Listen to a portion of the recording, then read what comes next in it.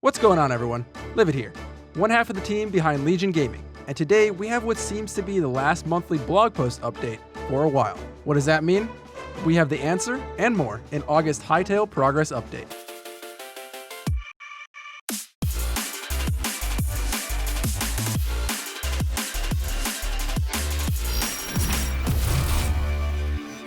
This blog post is kind of a small one, we aren't gonna lie, but there is some significant information here. The first being an update to dynamic plant growth, something that was teased way back in January's progress update. This system ties directly into farming, a topic we know a lot of you are excited about, and details the way plants dynamically interact with the environment.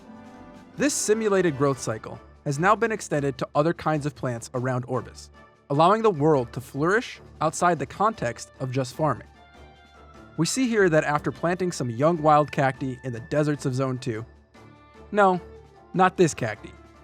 Each cactus grows in a different manner and even takes on its own shape, furthering that whole mantra of a really detailed and alive world inside of Hytale. Now, I think the really interesting thing to note here is that these plants aren't restricted to the typical grid structure we see in block-based games. They are placeable and even growing at really odd angles, allowing for some unique landscape designs. It's a small detail, but has huge implications for all of Hytale's other content.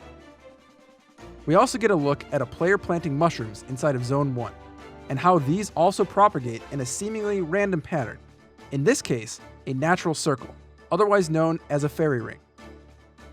Now, the last example we get to take a close look at is in the form of the berry bush. Now, this one is really cool. Not only does it grow out horizontally, but also randomly grows vertically as well, resulting in one of the most organic looking bushes in the genre.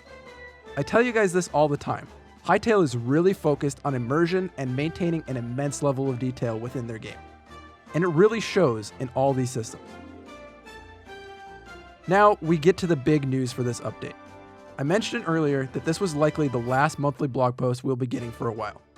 Now, why is that exactly? The team has expressed that while they have immensely enjoyed giving us glimpses behind the scenes of the game, content coming down the line doesn't break down neatly into this format of a regular roundup. They have a ton of big features they've been keeping under wraps, but the time to show these off is rapidly approaching. Because of the increase in personnel and consequently resources, they have made major progress on key game systems and features. They are satisfied with what they've shown us so far, but they want to start bringing out the big guns in terms of content updates. This means huge things like possibly PvP reveals and more. They aren't going completely silent, but over the next few weeks and even months, social media presence will increase in the form of a new series called Postcards from Orbis, where a new screenshot will be shown each week. This is a really big step in the evolution of the game. Up until this point, we've only received a taste of the major systems in Hytale. These are critical to the game, and to find out that the team is getting closer to revealing this content is a welcome change. Now, don't get me wrong, we love talking about cacti and berry bushes, but let's not kid ourselves and pretend this is big news. But the big news is coming. Let's hope we get some major reveals, or even a trailer, by the end of this year. And that about does it for this Hytale blog post update, everyone.